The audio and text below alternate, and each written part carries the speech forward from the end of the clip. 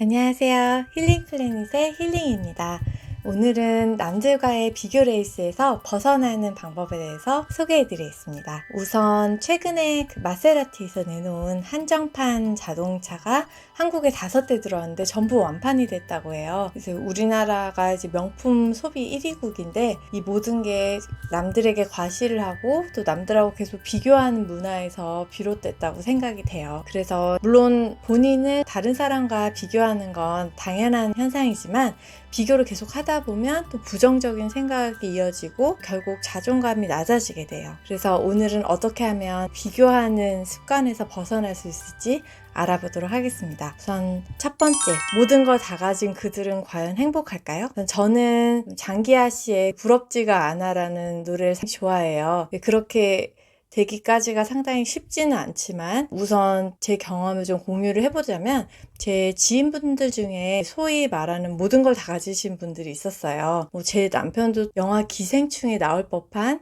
그런 부잣집에 과외를 한 적도 있었는데 우선 전문직이고 출중한 외모에 재력도 막강하고 비싼 동네에 거주하시고 명문대출 재벌 가문과의 결혼도 하시고 명품차를 몰고 계시고 그런 분들을 보면서 저렇게 모든 걸 다 가지면 행복하겠다고 막연히 생각을 했었어요. 근데 그분들의 삶을 가까이서 보면서 큰 깨달음을 얻은 게 있어요. 우선 그분들의 인생에는 만족이라는 게 없어요. 가장 비싼 차를 타면 또 새로운 신차를 뽑은 친구를 부러워하고 또 리미티드 에디션 명품백이나 시계를 사도 그 마음속에 공허함이 채워지지 않는 것 같더라고요. 그래서 이제 그분들은 또 그분들 안에서의 세계가 또 본인이 이겨야 된다는 강박이 있기 때문에 계속 만족을 할 수가 없는 거예요. 그래서 돈의 노예로 살면서 몇 억 대의 세금을 내고 또 그 나가는 돈이 아까워서 더 많은 돈이 필요하고 신상 명품으로도 채워지지 않는 그런 허망함이 있는 거예요. 제가 예전에 동창 모임에서 이런 비교 문화 때문에 우울해서 집에 왔을 때 남편이 했던 말이 Is she or he happy? 이런 식으로 물어봤었어요. 근데 솔직히 말해서 그분들이 행복해 보이진 않았어요. 아니라고 답하면 남편은 우린 행복하잖아. 인생은 행복하려고 사는 거 아니야? 그래서 돈도 버는 거잖아. 그러면 우리가 위너지 라고 했을 때 좀 깨달음이 왔어요. 저는 그런 방식에서 접근을 해본 적이 없었거든요. 그래서 생각해 보니까 제가 가진 게 많이 있더라고요. K-팝 아이돌들도 영앤 위치잖아요. 그렇지만 또 그들의 인터뷰를 보면 우리의 이런 평범한 일상이 그토록 그분들이 살고 싶었던 꿈이더라고요. 그리고 또 그분들의 인기가 평생 가는 게 아니잖아요. 또 하락기가 오면 그때 맞이할 우울증도 있고 그래서 우리의 하루의 일상이 또 그분들에게는 꿈이라는 걸 잊지 마세요. 두 번째, 소셜미디어 줄이기. 소셜미디어에서는 명품 제품을 인증하고 오마카세 같은 비싼 레스토랑에 간 걸 과시하면서 단기적인 행복을 느끼겠지만 더 깊이 빠질수록 자존감이 낮아지고 이제 과시하는 거에 노예가 된답니다. 세 번째, 감사일기 쓰기. 우선 비교 문화에서 벗어나기 가장 좋은 습관 중에서 제가 강추하는 건 감사일기예요.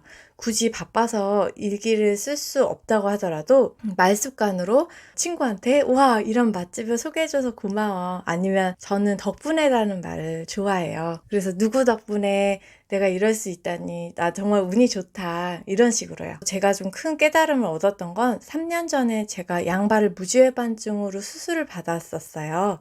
병원에 입원을 해 있는 동안 제일 부러운 사람들은 연예인이나 부자가 아니었어요. 그냥 병원 밖에서 평범하게 걸어다니는 사람들이 제일 부러웠어요. 그래서 그때부터 감사일기를 지금까지 꾸준히 3년을 써왔고 실제로 몇 가지 꿈이 이뤄졌어요. 거창할 건 없고요. 부모님과 좋은 친구들이 있다는 거, 그리고 먹고 마실 수 있는 거 있죠. 그리고 심장이 뛰는 거, 볼 수 있고 걸을 수 있고 민주주의 국가에서 인터넷을 할 수 있고 자유가 있는 거. 그냥 당연하게 생각하는 것들 중에 저희가 감사할 게 정말 많더라고요. 그래서 이걸 정신승리라고 생각하는 사람도 있겠지만 저는 그분들이 갖고 싶은 걸 다 가졌다고 해봐요. 그러면 과연 원하는 게 없어질까요?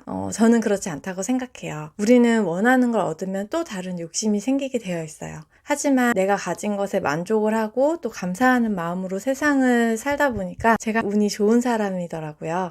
그래서 감사일기를 쓰는 방법, 제 꿈이 실제로 이루어졌던 사례들은 제가 다음에 공유를 해드리도록 할게요. 네 번째, 다른 사람들은 나에게 생각보다 관심이 없어요. 영국인 남편하고 살면서 제가 많이 느낀 점이, 제 남편은 남의 시선을 별로 신경 쓰지 않아요. 제가 결혼 초반에 여보 그렇게 입고 나가려고? 너무 추워 보이지 않아? 너무 초췌하지 않아? 라고 참견했더니 남편이 왜 남을 의식하고 본인을 통제하냐고 하더라고요.